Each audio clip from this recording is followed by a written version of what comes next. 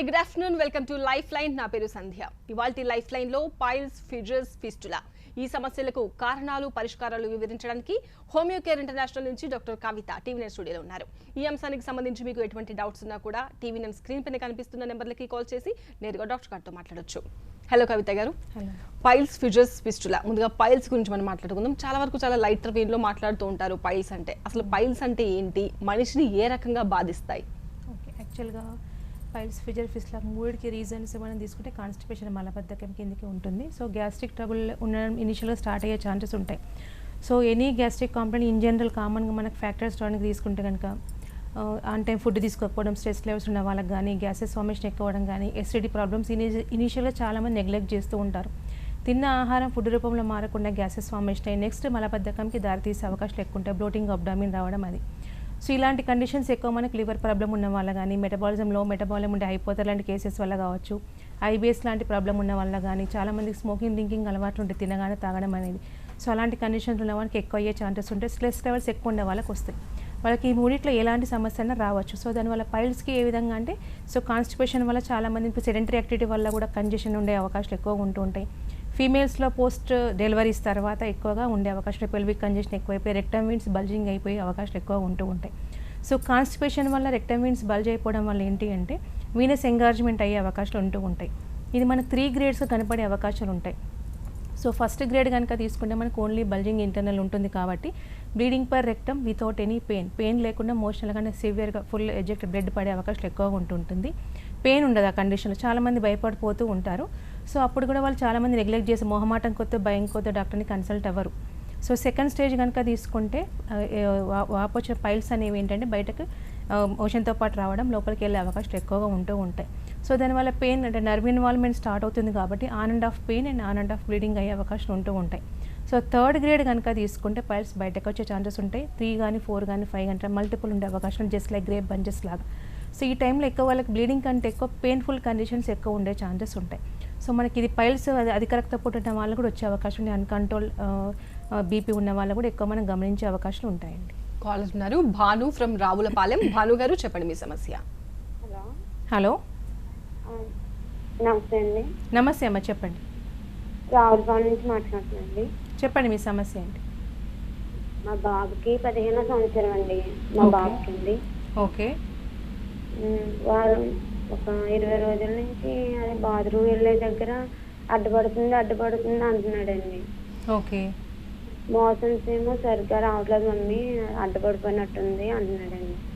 Okay. Blood ఏమన్నా వస్తుందండి బాబు motion వెళ్ళినప్పుడు? బ్లడ్ ఏమి రావట్లేదండి, అడ్డుపడుతుంది మమ్మీ అంటున్నాడు అంతే అండి. ఓకే. యాక్చువల్గా 15 years ఏజ్ ఉంటున్నారు. సో పైల్స్ ఉంటే కంపల్సరీ బ్లీడింగ్ పర్ రెక్టమ్ ఉండే అవకాశాలు ఉంటాయి. మేబీ స్పింక్టర్ అనేది కొంచెం అంటే ఓపెన్ సరిగా నార్మల్ లేకుండా అక్కడ ఇబ్బంది ఉన్న అయ్యే ఛాన్సెస్ ఉంటాయి. కాకపోతే ఒకసారి కొలోస్కోపీ తీస్తే క్లియర్ కట్గా తెలిసే అవకాశం ఉంటాయి. కొద్దిపాటి ఏమైనా గ్రోత్ ఏమైనా ఉన్నా కూడా అడ్డుపడే ఛాన్సెస్ ఉంటాయి. ఇలాంటి కేసెస్ బ్లడ్ రాదు, ఓన్లీ కాన్స్టిపేషన్, మలబద్ధకం ఛాన్సెస్ అయ్యే ఛాన్సెస్ ఉంటాయి. ప్లస్ అంటే అవేర్నెస్ ఉన్న బాబాయ్ 15 years కాబట్టి, సో చిన్నపిల్లలు అనుకుంటేనేమో వాళ్ళకి అటెండ్ కావడం ఇబ్బంది అని తెలిసే అవకాశం ఉంటాయి. కాబట్టి ఒకసారి కొలోస్కోపీ చేయించండి. సో ఏమైనా ఇంటర్నల్ గ్రోత్స్ ఏమైనా ఉంటే కూడా ఇప్పుడే రూల్ అవుట్ చేస్తే కనుక సో ప్రాబ్లం రెక్టిఫై చేసుకోవచ్చు. ఇంతకుముందు మీరు చెప్పినట్టు స్ట్రెస్ ఎట్లా కారణం అవుతుందండి వీటికి? ఓకే. ఆహారపు అలవాట్లు అవన్నీ ఓకే రిలేటెడ్, స్ట్రెస్ కూడా ఎలా? సో ఇండైరెక్ట్గా ట్రిగ్గరింగ్ ఫ్యాక్టర్ అయ్యే ఛాన్సెస్. ఇప్పుడు మనకు ఫిజికల్ ఇన్యాక్టివిటీ, మెంటల్ స్ట్రెస్ వల్ల ఏమవుతుంది అంటే ఎక్సెస్ ఆఫ్ యాసిడ్ ప్రొడక్షన్ అయ్యే ఛాన్సెస్ ఉంటుంది. సో మానసిక ఆందోళన ఉన్న వాళ్ళకి ఎక్సెస్ ఆఫ్ యాసిడ్ ప్రొడక్షన్ అయ్యేసరికి అల్సర్ ఫార్మేషన్ అయ్యే ఛాన్సెస్ ఉంటాయి. సో అల్సర్ వల్ల మనం తినే ఆహారం అనేది గ్యాసెస్ ఫార్మేషన్లో ఎక్కువ అయిపోయి కాన్స్టిపేషన్కి దారితీసే అవకాశాలు ఉంటాయి. ఇప్పుడు ఆన్ టైం ఫుడ్ తీసుకొని నార్మల్ 6 to 8 hours స్లీప్ చేసి పడుకున్న వాళ్ళకి, ప్లస్ మెంటల్లీ కొంచెం ఛాలెంజ్ నార్మల్గా ఉన్న వాళ్ళకి ఇలాంటి కండిషన్స్లో gastric complex maximum Rao. But and acid production మనకి రిక్వైర్మెంట్ ఉన్న దానికంటే ఎక్సెసివ్ ప్రొడక్షన్ అయ్యే ఛాన్సెస్. అందుకని యాంగ్జైటీ, న్యూరోసిస్ పేషెంట్లో కూడా ఫ్లో ఆఫ్ థాట్స్ ఎక్కువ ఉండడం వల్ల కూడా, మెంటల్ స్ట్రెస్ ఉండడం వల్ల, ఎక్కువ యాసిడ్స్ ప్రొడక్షన్ వల్ల వాళ్ళకి కంపల్సరీ అల్సర్ ఫామ్ అవ్వడం, లేకపోతే కాన్స్టిపేషన్ రావడం, ఇలాంటి కంప్లైంట్స్ రావడం ఉండే అవకాశం ఉంటుంది. సో ఇండైరెక్ట్ ట్రిగ్గరింగ్ ఫ్యాక్టర్ మనకి స్ట్రెస్కి, పైల్స్కి దారితీసే అవకాశాలు ఉంటాయి. ఓకే. సో ఫిషర్స్ గురించి ఒకసారి ఎక్స్ప్లెయిన్ చేయండి డాక్టర్ గారు. ఓకే. సో యాక్చువల్గా ఫిజర్ కనుక తీసుకుంటే మనకు similar constipation is one of the basic reason. ఇందాక చెప్పిన ప్రతి ఒక్క కారణం కూడా మనకు ఫిజర్కి దారితీసే అవకాశాలు ఉంటాయి. బట్ కంపేరిటివ్ పైల్స్ కంటే ఫిజర్ సిమ్టమ్స్ డిఫరెంట్గా ఉండే ఛాన్సెస్ ఉంటాయి. సో పైల్స్ అనేది కొంచెం ఇంటర్నల్ ఫస్ట్ గ్రేడ్ ఉన్నప్పుడైతే ఓన్లీ బ్లీడింగ్ ఉంటుంది, పెయిన్ అధికంగా ఉంటుంది. బట్ ఫిజర్ అయితే సివియర్గా painful condition, they can't tolerate the pain. So burning sensation అంటే కటింగ్ ఉండే అవకాశం ఉంటుంది కాబట్టి సివియర్గా బర్నింగ్ అండ్ స్ప్లింటరిక్ సెన్సేషన్ కానీ ప్రికింగ్ సెన్సేషన్ కానీ కొన్ని గంటల తరబడి ఉండే అవకాశాలు ఎక్కువ ఉంటుంటాయి. సో పేషెంట్ ఎంత భయపడతారంటే so they don't want to attend the motion also. So అంత సివియర్గా భయపడే అవకాశాలు ఎక్కువగా ఉంటే బ్లడ్ స్ట్రీక్ అనేది ఉంటుంది, ఫ్రెష్ బ్లడ్ అనేది బయటపడకుండా మోషన్తో పాటు స్ట్రీక్ వచ్చే ఛాన్సెస్ ఎక్కువ ఉంటుంది. సివియర్గా బర్నింగ్ సో బిఫోర్ నుంచే స్టార్ట్ అయిపోయి డ్యూరింగ్ డెఫెకేషన్ ఆఫ్టర్ కొన్ని 24 hours వరకు గల ఉండే అవకాశాలు ఎక్కువ ఉంటాయి. వాళ్ళ రోజువారీ పనులు కూడా చేసుకునే పరిస్థితి ఉండే అవకాశాలు ఉంటాయి. సో ఈ భయం వల్ల కూడా ఇప్పుడు ఫిజర్ కూడా ఉన్న వాళ్ళకి ఎక్కువ భయపడే అవకాశం కూడా మనం గమనిస్తామండి. Okay, so what about fistula అండి? సో యాక్చువల్గా ఫిస్టులా కూడా one of the end reason of the constipation వల్ల కాబట్టి సో పెరియానల్ యాబ్సెస్ అంటాం ఫిస్టులా అని. సో ఇది ఇంటర్నల్గా ఓపెనింగ్ ఉండే అవకాశం పెరిగే అవకాశం ఉంటుంది. మనకి బయటకి ఉండే చీమగడ్డలా కనిపించే ఛాన్సెస్ ఉంటుంది. యాబ్సెస్ కదా దాన్ని డ్రైన్ చేస్తే అయిపోతుంది అనుకుంటారు. బట్ ఇంటర్నల్ ఓపెనింగ్ ఒకదానికొకటి కనెక్షన్ అవ్వడం వల్ల ఇంటర్నల్ ఆర్గాన్స్ కూడా డ్యామేజ్ అయ్యే ఛాన్సెస్ ఉంటాయి. సో సిస్టమ్ కూడా ఇన్వాల్వ్ అయ్యే ఛాన్సెస్ ఉంటాయి. ఈఎస్ఆర్ రేజ్ అవ్వడం, ఫీవర్ రావడం, ఫీవర్ విత్ చిల్స్ రావడం అనేది ఉండే అవకాశాలు ఉంటాయి. సో ఇది మల్టిపుల్ పొజిషన్లో ఫిస్టులాలు ఏర్పడే ఛాన్సెస్ ఉంటాయి. 4 o'clock position, 8 o'clock, 9 o'clock, 3 o'clock అట్లా పొజిషన్ ఉండడం వల్ల సో కొంతమందికి సీజనల్గా ఎవ్రీ సీజన్ అటాక్ అయ్యే ఛాన్సెస్ ఉంటాయి. చాలామంది ఈ దురద రావడం కానీ పస్ డిశ్చార్జ్ రావడం అనేది ఉంటుంది. సర్జరీ తీసేసుకుందాం అంటుంటే బట్ సర్జరీ చేసినా కూడా it will come back again. ఎందుకంటే ఇంటర్నల్ ఓపెనింగ్ క్లియర్గా సర్జరీ ఓన్లీ ఎక్స్టర్నల్ యాబ్సెస్ మాత్రమే డ్రైన్ చేసే అవకాశాలు ఉంటాయి కాబట్టి సో టోటల్గా హీల్ కాకుండా ఎవ్రీ ఇయర్ కానీ ఎవ్రీ 6 months కానీ మళ్ళీ ప్రాబ్లం రిపీట్ అయ్యే ఛాన్సెస్ ఉంటాయి. సో ఇది ఎక్కువగా మనకు రిపీటెడ్ ఫిస్టులాస్ డయాబెటిక్ పీపుల్లో కావచ్చు, టీబీ పెథాలజీ అంటే ప్రీవియస్ హిస్టరీ ఆఫ్ ట్యూబర్క్లోసిస్ ఉన్న వాళ్ళు కూడా మనం గమనించే అవకాశం ఉంటాయి. సో అలాంటిది ఏమైనా ఉంటే కనుక రూల్ అవుట్ చేసుకొని మనం ట్రీట్మెంట్ స్టార్ట్ చేయాలి. ఏజ్ వాళ్ళకి ఎక్కువ కొంచెం పెద్దవాళ్ళలో ఇలాంటి సమస్యలు వింటూ ఉంటాం కదా, అలా ఏం లేదు, ఎవరికైనా వస్తాయా? సో యాక్చువల్గా కాన్స్టిపేషన్ బేసిక్ రీజన్ కాబట్టి చిన్నపిల్లలు కానీ ఏజ్ గ్రూప్ వాళ్ళు కూడా రావచ్చు.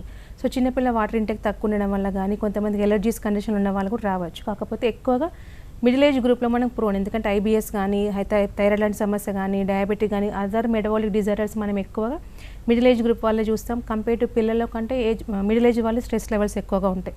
సో అది కూడా ఇండైరెక్ట్ ఫ్యాక్టర్ కాబట్టి ఎక్కువ 20 to 40 ఏజ్ గ్రూప్లో మనం ఎక్కువ గమనించే ఛాన్సెస్ ఉంటాయి. బట్ ఏజ్ పరంగా చాలామందికి ఏంటంటే మజిల్ ప్యారసిస్ వల్ల కూడా ఏజ్డ్ గ్రూప్ వాళ్ళు మనకి ఆఫ్టర్ 60 తర్వాత మజిల్ ప్యారసిస్ వల్ల కూడా ఇబ్బంది గురయ్యే ఛాన్సెస్ ఉంటాయి. పెరాలిటిక్ కండిషన్ వల్ల కాన్స్టిపేషన్ రావడం, దీనివల్ల పైల్స్ కానీ ఇట్లాంటి కండిషన్స్ వచ్చే ఛాన్సెస్ ఉంటాయి. బట్ ఎక్కువగా పీక్ లెవెల్స్ 120 to 40 ఏజ్ గ్రూప్లో మనం చూస్తామండి. లేడీస్కి ఎక్కువ వస్తుంటుందా, జెంట్స్కి ఎక్కువ వస్తుంటుంది? ఎస్, మ్యాక్సిమం లేడీస్కి ఎక్కువ వచ్చే ఛాన్సెస్ ఉంది. ఎందుకంటే ఇండైరెక్ట్ కాజిటివ్ ఫ్యాక్టర్ సెడెంటరీ యాక్టివిటీతో పాటు obesity is also one of the reason. And అధిక రక్తపోటు కానీ హైపోథైరాయిడ్ కావచ్చు, డయాబెటీస్ కావచ్చు, అది కంపేరిటివ్ మేల్స్ కంటే ఫీమేల్స్లో ఎక్కువగా ఉంటాయి. అండ్ సర్జరీస్ ఆల్సో మనకు అబ్డామినల్ సర్జరీస్ ఎక్కువగా సెక్షన్స్ అవ్వడం కానీ ఎక్కువ ఫీమేల్స్లో ఉంటాయి. డెలివరీస్ కూడా one of the basic reason కాబట్టి so compare to male and female కనుక తీసుకుంటే అండర్లైన్ కాజిటివ్ ఉండడం వల్ల లాక్సిటీ ఆఫ్ ఉండడం వల్ల కూడా ఫీమేల్లో మనకి ఎక్కువ వచ్చే ఛాన్సెస్ ఉంటుందండి. ఓకే, కాలర్ ఉన్నారు కవిత ఫ్రమ్ బాల్నగర్. కవిత గారు చెప్పండి. హలో హలో చెప్పండి కవిత గారు. మేడం నాకు హలో చెప్పండి, వింటున్నాను మేడం. నాకు చాలా రోజుల నుంచి అసలు మోషన్ దగ్గర ఇట్లా కురుపులాగా వచ్చి పెయిన్ ఏం లేదు, కాదంటే అది మోషన్ దగ్గర ఇట్లా కురుపులాగా వచ్చింది అంతే మేడం. ఓకే, కొంతమంది ట్రీట్మెంట్ ఏమన్నా ఉంటుందా మేడం? ఓకే, యాక్చువల్గా పైల్స్ అయితే కంపల్సరీ పెయిన్ఫుల్ కండిషన్ ఉంటుంది. సో ఎక్స్ట్రా గ్రోత్ అంటే కనుక అది ఎక్కువగా యాబ్సెస్ ఉన్నా కూడా పెయిన్ఫుల్ కండిషన్, పెనియల్ యాబ్సెస్ అయినా. సో వాట్స్ అంటే కూడా ఈ విధంగా వస్తాయి. పెయిన్లెస్లో ఓన్లీ ట్యాక్స్ లాగా ఉండే ఛాన్సెస్ ఉంటాయి. సో ట్యాక్స్కి హోమియో చికిత్సలో ఉందండి. నాన్ సర్జికల్లీ క్లియర్గా వాట్స్ పడిపోతాయి. మామూలుగా బాడీ పైన ఎక్కడైతే వాట్స్ ఏర్పడతాయి పులిపీర్లు అంటాం. సో అది మీ క్యానల్ వాట్స్ రావడం అనేది one of the viral infection. So treatment ఉందండి, హోమియో చికిత్సలో కరెక్షన్ అవుతుంది. రైట్ అండి, ఇప్పుడు పైల్స్, ఫిషర్స్, ఫిస్టులా ఈ మూడిట్లో ఏ స్టేజెస్లో ఎలాంటి ట్రీట్మెంట్స్ ఉంటాయండి? యాక్చువల్గా పైల్స్, ఫిజర్, ఫిస్టులా టాలరెన్స్ లెవెల్స్ని బట్టి, పేషెంట్ యొక్క సెన్సిటివిటీని బట్టి, పేషెంట్ ఉన్న అదర్ అసోసియేట్ డిజార్డర్స్ని బట్టి మనకి ట్రీట్మెంట్ అనేది డిసైడ్ చేసిన అవకాశాలు ఎక్కువ ఉంటాయి. ట్రీట్మెంట్ కూడా వాళ్ళకి రెస్పాండ్ కూడా అదేవిధంగా అయ్యే ఛాన్సెస్ ఉంటాయి. సో పైల్స్ కనుక గ్రేడ్ 1, 2 అయితే కనుక మోర్ దెన్ 90% సక్సెస్ రేట్స్ ఉన్నాయి. ఎందుకంటే కంప్లీట్గా రివర్స్ అయ్యే ఛాన్సెస్ ఉంటాయి. సో గ్రేడ్ 1 అంటే ఎంగాజ్మెంట్ తగ్గిపోయి బ్లీడింగ్ పర్ టైం ఇమ్మీడియట్గా క్లియర్ అయ్యే ఛాన్సెస్ ఉంటాయి. అసలు పెయిన్ రాదు కాబట్టి పెయిన్ఫుల్ కండిషన్ రాదు. సెకండ్ గ్రేడ్కి వెళ్ళదు, రక్తహీనత కూడా కంట్రోల్ చేయొచ్చు. బట్ రూట్ కాజ్ అనేది కూడా కరెక్షన్ చేయడం ఇంపార్టెంట్. ఎందుకంటే పైల్స్ రావడానికి రీజన్ కాన్స్టిపేషన్ కాబట్టి ఇప్పుడు మనం ఇచ్చే మెడికేషన్ నాట్ ఓన్లీ బ్లీడింగ్ ఆగడంతో పాటు కంజెషన్ తగ్గడంతో పాటు ప్రెజర్ సిమ్టమ్ అయినా మనం కాన్స్టిపేషన్ కనుక క్లియర్ చేస్తే ప్రాబ్లం రెక్టిఫై అయ్యే ఛాన్సెస్ ఉంటాయి.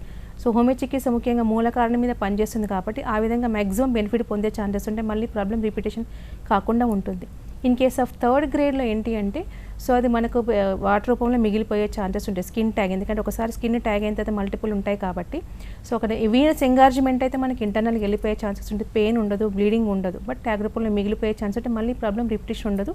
కాకపోతే మెయింటెనెన్స్ అనేది ఫుడ్ రూపంలో కొద్దిపాటి జాగ్రత్తలు వాళ్ళు పాటించాల్సిన అవకాశాలు ఉంటాయి. ఇన్ కేస్ ఆఫ్ ఫిషర్ అయితే కనుక మనకు టోటల్గా హీల్ అయ్యే ఛాన్సెస్ ఉంటాయి. So from day one it self మనకు పెయిన్ రిలీఫ్ ఉండే ఛాన్సెస్ ఉంటాయి. చాలామంది హోమియో చికిత్స అనగానే వెరీ స్లో అండి, ఐ కాంట్ అలా 20 గంటల పెయిన్ ఉంది, నేను ఏ విధంగా టాలరేట్ చేస్తాను అని చెప్పేసి కూడా రారు, సర్జరీకి వెళ్తుంటారు. బట్ ఇలాంటి కండిషన్లో కూడా burning sensation once you start the medication మీకు మ్యాక్సిమం రికవరీ ఉంటుంది. గ్రాడ్యువల్ ఇంప్రూవ్మెంట్తో పాటు సొల్యూషన్ విధానం నుండి టోటల్గా మనకు ఫ్రమ్ రూట్ నుంచి టోటల్ కరెక్షన్స్ ఉన్నాయి. మోర్ దెన్ 95% మనకు ఫిషర్ విషయంలో సక్సెస్ రేట్స్ ఉన్నాయని, non surgically and non recurrent కూడా ఉంటుంది. అండ్ ఫిస్టులా విషయంలో కూడా అండి సో మనకి ఓన్లీ యాబ్సెస్ డ్రైన్ అంటే పస్ డిశ్చార్జ్ తగ్గడమే కాకుండా ఇచ్చింగ్ తగ్గడంతో పాటు మనకి ఇంటర్నల్ కూడా ఓపెనింగ్ అనేది క్లోజ్ అయ్యే ఛాన్సెస్ ఉంటుంది. కాబట్టి రికరెన్స్ అనేది very rare once you start the homoeopathic prescription and stopping the homoeopathic medication also. ఎందుకంటే మనం ఇచ్చే మెడికేషన్ అనేది రూట్ నుంచి కాజ్ కరెక్షన్ చేస్తుంది కాబట్టి ప్రాబ్లం రెక్టిఫై అవుతుంది. సో ఈ మూడు కండిషన్లో కూడా underline problem constipation and gastric trouble కాబట్టి మన మెడిసిన్ అక్కడ కూడా వర్కౌట్ ఉంది, టోటల్ గట్ని రికవరీ చేస్తుంది కాబట్టి ప్రాబ్లం ఫ్రమ్ రూట్ కరెక్షన్ చేసిన కేసెస్ ఉన్నాయి. ఇలాంటి కేసెస్ మనకు మోర్ దెన్ 90% సక్సెస్ రేట్స్ ఉన్నాయండి. డాక్టర్ కవితతో మాట్లాడడానికి దుర్గా కాల్ చేస్తున్నారు. దుర్గా గారు చెప్పండి మీ సమస్య. హలో హలో హలో దుర్గా గారు. నమస్తే అండి. నమస్తే అండి, కొంచెం గట్టిగా మాట్లాడండి, డాక్టర్ గారు వింటున్నారు. హలో చెప్పండి అమ్మ దుర్గా. మేడం గారు, మా ఆయనకి ఫైల్స్ ప్రాబ్లం ఉందండి. ఓకే. అయితే తర్వాత ఏమో ఇది ఇచ్చేస్తున్నారు మేడం గారు ఫైల్స్. ఓకే. హాస్పిటల్ తర్వాత ఏమో పిస్టల్ అని చెప్పారండి. ఓకే. అయితే దానికి కూడా ట్రీట్మెంట్ తీసుకున్నారు మేడం గారు. అయినా ఇప్పుడు పెయిన్ వస్తుంది అంటున్నారు. ఓకే. ఏం చేస్తారు మీ హస్బెండ్, ఏం చేస్తారు? మా హస్బెండ్ అండి contractor madam. Okay. So piles surgery చేయించుకున్నారు, దాని తర్వాత మళ్ళీ ఫిజర్ వచ్చింది, మళ్ళీ పెయిన్ కంటిన్యూ అవుతుంది అంటున్నారు కదా. సో యాక్చువల్గా ఏంటంటే చాలామందికి పైల్స్ వచ్చింది కదా సర్జరీ చేయించుకున్నట్టు కొంతమందికి పైల్స్ రిపీట్ అయ్యే ఛాన్సెస్ ఉంటుంది, కొంతమంది దాని మూల కారణం రిమూవ్ చేయకపోవడం వల్ల ఫిజర్ కానీ ఫిస్టులా కూడా వస్తుంది. సో తన విషయంలో జరిగింది అదే. సో ఇప్పుడు హోమియో చికిత్స వాడడం వల్ల ఇప్పుడు ఫిజర్ హీల్ అవ్వడంతో పాటు కాన్స్టిపేషన్ కానీ గ్యాసెస్ ఫార్మేషన్ కానీ బ్లోటింగ్ అబ్డోమెన్ క్లియర్ అయ్యే ఛాన్సెస్ ఉంటాయి. మళ్ళీ పైల్స్ రిపీట్ కాకుండా ఉంటుంది, ఫిస్టులా రాకుండా ఉంటుంది, ఫిజర్ కూడా పెయిన్ కూడా తగ్గి టోటల్గా హీల్ అయ్యే అవకాశాలు ఉంటాయండి. మీ previous history of reports surgical చేయించడం surgery reports and at the colonoscopy reports ఒకసారి తీయించుకొని రండి. సో మనకు 50+ బ్రాంచెస్ ఉన్నాయి, దాని ప్రకారం ట్రీట్మెంట్ స్టార్ట్ చేయొచ్చు, నియరెస్ట్ బ్రాంచ్కి విజిట్ అవ్వచ్చు. ఇంతకుముందు మీరు అన్నట్టు చాలా మందికి అపోహ ఉంటుంది, హోమియోపతి మందులు వాడితే అంత తొందరగా తగ్గదు, తగ్గుతుంది బట్ చాలా టైం పడుతుంది అని అంటూ ఉంటారు. సో ఇప్పుడు ఓన్లీ ఫిజర్స్కే తొందరగా తగ్గుతుందా, అన్నిటికీ కూడా తొందరగా తగ్గుతుందని చెప్పగలుగుతారా? సో డిపెండింగ్ అప్ అంటే వెన్ పేషెంట్ మనకి ఎప్పుడు విజిట్ అవుతున్నారు అనేది ఇంపార్టెంట్. ఇప్పుడు ఫీజర్ ఏంటంటే ఇమ్మీడియట్గా పెయిన్ సివియర్గా నర్వ్ ఇన్వాల్వ్మెంట్ తొందరగా కరెక్షన్ అయ్యే ఛాన్సెస్ ఉంటుంది. సో మిగిలిన కాంపౌండ్స్ కోల్డ్ అండ్ కాఫ్ అంటే తొందరగా తగ్గే ఛాన్సెస్ ఉంది. బట్ అస్థమాటిక్ అటాక్ ఉంది, బ్రాంకైటిస్ ఉంది, సిన్స్ 2 years నుంచి 3 years ఉంది అంటే సొల్యూషన్ విధానానికి it will take time. But emergency condition అయితే క్రియేట్ చేయదు. సివియారిటీ పరంగా తగ్గిపోయి డిస్కంఫర్ట్ నుండి కంఫర్ట్ జోన్ పెరిగే ఛాన్సెస్ ఉంటాయి. At the same time arthritis లాంటి కేసెస్ కూడా అంతేనండి. సో అండర్లైన్ పెథాలజీ రికవరీ అయిన తర్వాత టోటల్ రికవరీ కింద కన్సిడర్ అయ్యే ఛాన్సెస్ ఉంటాయి. Pain relief only the not the end solution కదా ప్రతి సిచ్యువేషన్కి. సో అండర్లైన్ పెథాలజీ కరెక్షన్ అయితేనే మనం సొల్యూషన్ అంటాం కాబట్టి అలాంటి దానికి మన దగ్గర సొల్యూషన్ ఉండడానికి దానికి టైం పట్టే అవకాశాలు ఉంటాయి. కాబట్టి సో పెయిన్ అనేది కానీ బ్లీడింగ్ కానీ సిమ్టమాటికల్లీ పేషెంట్ అనేది from day one it self వాళ్ళకి తేడా కంపల్సరీ గమనిస్తుందండి. సో ఎలాంటి స్టేజ్లో వచ్చినా ఎంత ప్రాబ్లంతో వచ్చినా కూడా ఖచ్చితంగా సొల్యూషన్ 100% ఉంటుందా, లేకపోతే ఏదైనా ఒక టైంలో సర్జరీకి మీరు సజెస్ట్ చేస్తారా? సో యాక్చువల్గా కొన్ని కండిషన్స్ ఉంటాయి. ఇప్పుడు మ్యాక్సిమం ఇప్పుడు పైల్స్ అయితే గ్రేప్ టైప్ బంచాలు ఉన్న వాళ్ళు కొంతమందికి పేషెంట్ డిమాండ్ని బట్టి ఉండే ఛాన్సెస్ ఉంటాయి. మల్టిపుల్ ఉన్నాయండి, రిస్క్ సెన్సిటివ్ ఏరియా కాబట్టి సర్జరీకి వెళ్ళరు. సో అలాంటి కండిషన్లు టోటల్ క్లియర్ అయిన కేసెస్ ఉంటాయి. But it may take time, multiple ఉన్నాయి కాబట్టి. కాకపోతే బ్లీడింగ్ కానీ పెయిన్ కానీ తొందరగా తగ్గే ఛాన్సెస్ ఉంటాయి. ఫిజర్ కూడా మనకు కంప్లీట్ సొల్యూషన్ ఉందండి. బట్ వేరేస్ ఫిస్టులా ఉండి ఇప్పుడు మనకు స్పింక్టర్లో కనుక ఫిస్టులా ఏర్పడడానికి కొద్దిగా కష్టతరం అయ్యే ఛాన్సెస్ ఉంటాయి. Healing it will take time and multiple పొజిషన్లో ఉన్నా కూడా హీల్ అవ్వడానికి ఇబ్బంది లేదు.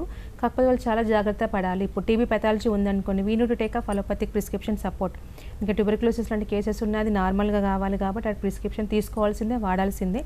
ఎట్ ద సేమ్ టైం వాళ్ళకి లో వైటాలిటీ ఉంటుంది కాబట్టి, లో ఇమ్యూనిటీ ఉంటుంది కాబట్టి వాళ్ళకి ఎక్కువ కాలం మెడిసిన్స్ వాడితేనే నాన్ రికరెంట్ అయ్యే ఛాన్సెస్ ఉంటుంది. సో బాడీ రెస్పాన్స్ కూడా వాళ్ళకి చాలా డిలే అయ్యే ఛాన్సెస్ ఉంటుంది. దానికి తోడు వాళ్ళకి ఐబిఎస్ లాంటి కండిషన్స్ ఉన్నాయనుకోండి, అది కూడా ఎక్కువ కాలం మెడిసిన్ రిక్వైర్మెంట్ అయ్యే ఛాన్సెస్ ఉంటాయి. So IBS is challenging to every system, but that is one of the auto immune disorder. దానికి కూడా మన దగ్గర సొల్యూషన్ ఉంది. లైఫ్ లాంగ్ స్టీరాయిడ్ లాంటి మెడికేషన్ యూజ్ చేయకుండానే, సో సైడ్ ఎఫెక్ట్స్ లేకుండానే మనకు రికవరీ అయిపోయి కరెక్షన్ అనే కేసెస్ ఉన్నాయి. అండ్ అన్కంట్రోల్ డయాబెటీస్ కేసులో రికరెంట్ పైల్స్ కానీ, రికరెంట్ ఫిషర్ కానీ, రికరెంట్ ఫిస్టులా వస్తుంది. సో అది అన్కంట్రోల్ నుంచి మనకు కంట్రోలింగ్ లెవెల్ కనుక తెచ్చుకున్నాం అనుకోండి, సో నాన్ సర్జికల్లీ మనకు ప్రాబ్లం రెక్టిఫై లేకుండా మనకు కరెక్షన్ చేసుకోవచ్చు. బట్ ఇప్పటివరకు మీరు డీల్ చేసిన కేసెస్లో ఏది మీకు ఛాలెంజింగ్ అనిపించింది, ఏది మీకు ఇది అవ్వలేదు అనుకున్నాను కానీ అయ్యింది, అట్లా ఏది అనిపించింది మీకు? యాక్చువల్గా మల్టిపుల్ ఒక కన్సర్న్ పేషెంట్ అనేది మల్టిపుల్ ఫిస్టులాస్ ఉన్నాయి. 3 o'clock, 9 o'clock, 12 o'clock. సో స్పింక్టరిక్ జోన్లో కూడా ఉండింది. సో ఆల్రెడీ 3 years వరకు రెగ్యులర్గా ఎవ్రీ ఒక సీజన్లో, పర్టికులర్ సీజన్లో, వింటర్ కానీ సీజన్లో సర్జరీకి వెళ్ళేది. ఆఫ్టర్ 3 years తర్వాత దే కన్సల్టెడ్ అస్. సో వాళ్ళకి చెప్పింది ఏంటంటే this is challenging, certain extent వరకు బెటర్ అయ్యే ఛాన్సెస్ ఉంటుంది, but will try our level best అని చెప్పాం. సో యాక్చువల్ అదేంటే టోటల్గా ఫ్రమ్ ఇంటర్నల్ నుంచి టోటల్గా హీల్ అయింది. బట్ ఆ పేషెంట్ 3 years ఉంటే మోర్ దెన్ 4 years సఫరింగ్ ఉంది, 3 years కాబట్టి. సో 2 years రెగ్యులర్గా మెడిసిన్ వాడిన 2 seasonలో తనకు రాలేదండి. సో ఆ patient is very much happy and మళ్ళీ ప్రాబ్లం రిపీట్ కాకుండా కూడా ఆ కేసు ఉందండి. సో సర్జరీ చేయించుకుని మళ్ళీ ప్రాబ్లం ఉన్న వాళ్ళు కూడా ఇక్కడికి వస్తూ ఉంటారు. ఎందుకంటే ఇట్ విల్ రిపీట్ అగైన్ కాబట్టి surgery is not the solution. అందుకే చెప్పేది అదే. సో ఇనిషియల్ చాలామంది కొంతమంది భయపడి సర్జరీకి వెళ్ళరు, కానీ కొంతమంది భయపడి సర్జరీకి వెళ్ళే ఛాన్సెస్ ఉంటాయి. సో అలాంటి కేసెస్లో వాళ్ళకి రిపిటేషన్స్ అయ్యే అవకాశం, కొంతమంది 6 monthsలో రిపీట్ అవుతుంది, కొంతమంది ఇయర్లీ రిపీట్ అవుతుంది. సో మనకి ఇనిషియల్గానే మనకు మెడిసిన్ ట్రీట్మెంట్ తీసుకున్నారనుకోండి, కొద్ది సిమ్టమ్స్ ఉండగానే సర్జరీ అవసరం లేకుండా అంతకాలం మెడిసిన్ రిక్వైర్మెంట్ లేకుండా టోటల్గా క్లియర్ చేసుకోవచ్చు. కొంతమంది నాటు వైద్యానికి కూడా వెళ్తూ ఉంటారు, పైల్స్ థ్రెడ్డింగ్ అనేది. అది చేయించొచ్చా? లేదండి, చాలా మందికి రిస్క్ ఫ్యాక్టర్స్ కూడా ఉండే ఛాన్సెస్ ఉంటాయి. So each and every patient సిమిలర్గా ఉంటారు కదండి, మెంటాలిటీ పరంగా కూడా తీసుకున్నా కూడా అది ఒకటి కానీ కొంతమంది షాక్లోకి వెళ్ళిపోయిన కేసెస్ కూడా ఉంటూ ఉంటారు. కొంతమంది అక్కడ మనకు థ్రెడ్డింగ్ అనేది సరిగ్గా చేయకుండా కూడా క్లాటింగ్ ఏర్పడిపోయి బ్యాక్వర్డ్ క్లాట్ వెళ్ళిపోయింది అనుకోండి, రిస్క్ ఫ్యాక్టర్స్కి వెళ్ళే ఛాన్సెస్ ఉంటాయి. సో పైల్ అనేది రిపిటేషన్ అనేది సెకండ్ ఇష్యూ, కాకపోతే కొంత షాక్లోకి వెళ్ళిపోయి రిస్క్లోకి వెళ్ళిన కేసెస్ కూడా ఉన్నాయి. సో షార్ట్ కట్ మెథడ్స్ వెళ్ళకపోవడమే సేఫ్. ఎనీవే అది మళ్ళీ వస్తుంది, బట్ ఒక 1 month 2 months బెటర్మెంట్ కోసం అలాంటి షార్ట్ కట్ మెథడ్స్లోకి వెళ్ళి రిస్క్ తీసుకోకపోవడమే సేఫ్ అండి. చెట్ల మందులు అంటూ ఉంటారు, అవి కూడా తీసుకుంటూ ఉంటారు. అది పడే వాళ్ళకి పైల్స్కి చెట్ల మందులు తీసుకుంటే ఆయుర్వేదిక్ అంటూ ఉంటారు. సో తీసుకుంటే కొంత పడే వాళ్ళకి అది 100% పడే అవకాశం ఉంటాయి. సో పడని వాళ్ళకి గైనిక్ ఇష్యూస్ కూడా వచ్చే ఛాన్సెస్ ఉంటాయి. సో యూట్రైన్ ప్రాబ్లం కానీ కిడ్నీ కానీ లివర్ డ్యామేజ్ అయ్యే ఛాన్సెస్ ఉంటాయి. సో పడే వాళ్ళకి ఎలాంటి ఇబ్బంది ఉండదు, బట్ ఎవరికి పడుతుంది ఎవరికి పడదని చెప్పేసి దే కాన్ జడ్జి కాబట్టి. సో అలాంటి 50-50 రిస్క్ ఫ్యాక్టర్స్ ఉండే ఛాన్సెస్ ఉంటుందని in case of ayurvedic. Okay. And ఇలాంటి ఆహార అలవాట్లలో ఎట్లాంటి మార్పులు చేసుకోవాలండి? ఎందుకంటే prevention is better than cure కదా. yes not only prevention. So ఒకసారి పేషెంట్ ఎఫెక్ట్ అయిన తర్వాత కూడా మెయింటైనింగ్ ఏ విధంగా అయితే డయాబెటిక్ లైఫ్ లాంగ్ మెయింటెనెన్స్ ఉంటుంది, వీళ్ళకు ట్రిగ్గరింగ్ స్పైసీ ఫుడ్ కాబట్టి they have to avoid. So comparatively అందరిలాగా కాకుండా ఆఫ్టర్ ట్రీట్మెంట్ తర్వాత కాకుండా వాళ్ళు మ్యాక్సిమం చూసుకుంటే తినాల్సిన అవకాశం అవి ట్రిగ్గరింగ్ కాబట్టి. సో వాటర్ ఇంటేక్ అనేది ఎక్కువ తీసుకోవడం, smoking drinking they have to avoid, skip చేయడమే బెస్ట్. అండ్ స్పైసీ కానీ మసాలా ఫుడ్ కానీ they need to avoid. So చాలామందికి హరిబరిగా తినే అలవాటు ఎక్కువగా ఉంటుంది. సో హరిబరి కాకుండా చూయింగ్ అనేది also very much important. So ప్రాపర్గా చూయింగ్ చేసుకొని తినడం వల్ల కూడా మ్యాక్సిమం గ్యాస్ట్రిక్ కంప్లైంట్స్ మనకు రికవర్ అయ్యే ఛాన్సెస్ ఉంటాయి. అండ్ ఆన్ టైం ఫుడ్ తీసుకోవడం అండ్ స్ట్రెస్ లెవెల్ తగ్గడానికి కొద్దిపాటి యోగా, అంటే విగరస్గా ఎక్సర్సైజ్ చేయమని చెప్పట్లేదు, బట్ స్టిల్ యోగా చేయడం వల్ల ఏంటంటే మెంటల్ స్ట్రెస్ మ్యాక్సిమం తగ్గడం వల్ల సో యాసిడ్ సెక్రెషన్స్ అనేది బాడీలో కంట్రోల్ అయ్యే ఛాన్సెస్ ఉంటాయి. At the same time non veg items ఎక్కువ ఫ్రీక్వెంట్గా తీసుకోకపోవడం. So liver should be in normal healthy స్టేజ్లో ఉండాలి. ఎందుకంటే సో నాన్ వెజ్ ఐటమ్స్ ఎక్కువ తీసుకోవడం liver will be under stress. ఇప్పుడు ఫ్యాటీ లివర్ అయిందనుకోండి, grade 1 is okay, but grade 2కి ఎంటర్ అయిపోతే ప్రొడక్షన్ ఆఫ్ ఎంజైమ్స్ మనకు అక్కడ నుంచే ఉంటుంది, మనకు డైజెస్టివ్ ఎంజైమ్స్ ప్రొడక్షన్ అక్కడ ఆగిపోయింది అనుకోండి, డైజెషన్ ప్రాపర్గా లేకుండా ఇండైరెక్ట్గా మళ్ళీ ప్రాబ్లం రిపీట్ అయ్యే ఛాన్సెస్ ఉంటుంది. So liver should be healthy always. So దానికోసం మనకు healthy diet, quality of fresh వెజిటేబుల్స్తో పాటు ఫ్రెష్ ఫ్రూట్స్ కానీ ఎక్కువగా తీసుకోవడం వల్ల ఏంటి అంటే బాడీ విల్ బి అండర్ కండిషన్లో నార్మల్గా ఉండే ఛాన్సెస్ ఉంటాయి. యాంటాక్సిడెంట్స్ కూడా న్యాచురల్గా ప్రొడక్షన్ అయ్యే ఛాన్సెస్ ఉంటుంది. సో హెల్దీ బాడీ ఉంటుంది, సో దానివల్ల ఇబ్బంది లేకుండా ఉండొచ్చు. సో చాలామంది షిఫ్ట్ సిస్టంలో వర్క్ చేస్తూ ఉంటుంటారు. సో అలాంటి వాళ్ళు కూడా చాలా సమస్య ఉంటుంది కాబట్టి సో జాబ్ను వదిలిపెట్టుకోమని చెప్పలేము, వాళ్ళకి అది ఫుడ్ పెడుతుంది కాబట్టి. But they have to maintain particular timings of sleep pattern కానీ డైట్ ప్యాటర్న్ కానీ మెయింటైన్ చేస్తే సో మ్యాక్సిమం ఇలాంటి సమస్యలు రాకుండా ఉండొచ్చు. ఒకవేళ వచ్చినా కూడా తొందరగా హీల్ అయ్యే ఛాన్సెస్ ఉంటుంది. దాని తర్వాత మళ్ళీ రిపిటేషన్ లేకుండా కూడా ఉండే అవకాశాలు ఉంటాయండి. ఇది పైల్స్, ఫిజర్స్, ఫిస్టులా ఈ 3 ఇంటర్లింక్డ్ అండి. ఇప్పుడు పైల్స్ వస్తే ఫిజర్స్ వచ్చే అవకాశం ఉంది, ఫిస్టులా వచ్చే అలా ఉంటుందా? వైస్ వర్సా సెపరేట్ 3 యాక్చువల్గా 3 disease different. So pattern of disease are different. కాకపోతే ఒకదాన్ని సరిగా హీల్ చేయకుంటే వన్ మోర్ ప్రాబ్లమ్ అంటే progress of the piles fissure కాదు, బట్ పైల్స్ సరిగ్గా ట్రీట్ చేయకుండా అండర్లైన్ కాజెస్ కాన్స్టిపేషన్ కదా, మనం ట్రీట్ చేయదనుకోండి పైల్స్ ఉన్న వాళ్ళు ఫిజరు రావచ్చు, ఫిస్టులా రావచ్చు. సో పైల్స్ మనకి ఇందాక వచ్చిన కాలర్ చూడండి, పైల్స్కి దానికి సర్జరీ చేసినట్టు మళ్ళీ ఫీజర్ అగైన్ వచ్చింది అంటున్నారు. సో అండర్లైన్ పెథాలజీని సరిగ్గా కరెక్ట్ చేయకుంటే ఒకటే పేషెంట్లో 3 ప్రాబ్లమ్స్ కూడా వచ్చే ఛాన్సెస్ ఉంటుంది. అదే రిపిటేషన్ కూడా అయ్యే ఛాన్సెస్ కూడా ఉంటుందండి. సో అలాంటి వాళ్ళకి ఎలాంటి ట్రీట్మెంట్ ఉంటుందండి? సో మూడింటికి సపరేట్గా యాక్చువల్గా యాజ్ సచ్ హోమియో ప్రిస్క్రిప్షన్ అనేది అండర్లైన్ కాజిటీ మీద ఉంటుంది కాబట్టి, సో మనం గ్యాస్ట్రిక్ గట్ సిస్టమ్ని కరెక్షన్ చేస్తున్నాం కాబట్టి ప్రోగ్రెస్ ఆఫ్ ద డిజీజ్ లేకుండా కంట్రోల్ అయిపోయి టోటల్ కరెక్షన్ చేసుకోవచ్చు. సో మన దగ్గర ఉండడానికి పైల్స్కి ట్రీట్మెంట్ వచ్చినా కూడా ఆ గట్టునని మనం కరెక్షన్ చేస్తున్నాం కాబట్టి పైల్స్ హీల్ అవ్వడంతో పాటు ఫిజర్ అండ్ ఫిస్టులా కూడా రాకుండా ఉంటుంది. అంటే preventive aspect of other diseases along with curative aspect of piles కిందకి. ఇప్పుడు ఫీజర్ వస్తే కూడా మిగిలిన 2 రాకుండా చూసుకోవచ్చు. ఎందుకంటే ఓన్లీ మనం పెయిన్ కిల్లర్ రూపంలో బ్లీడింగ్ స్టాప్ కిందకి ట్రీట్మెంట్ అనేది ఇవ్వడం లేదు, అండర్లైన్ ప్రాబ్లమ్ని రెక్టిఫై చేస్తున్నాం కాబట్టి. సో అదర్ అసలు డిజార్డర్లోకి వెళ్ళదు, ఉన్నది కరెక్షన్ అయిపోయి మళ్ళీ రిపీట్ కాకుండా చూసుకోవచ్చు అండి. అయితే థ్యాంక్ యూ వెరీ మచ్ కవిత గారు. ఇది వాళ్ళ లైఫ్ లైన్. చూస్తూనే ఉండండి TV9.